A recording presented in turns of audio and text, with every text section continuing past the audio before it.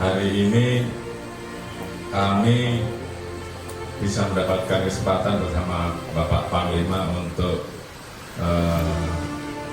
hadir dan sebentar lagi meresmikan Polda Papua.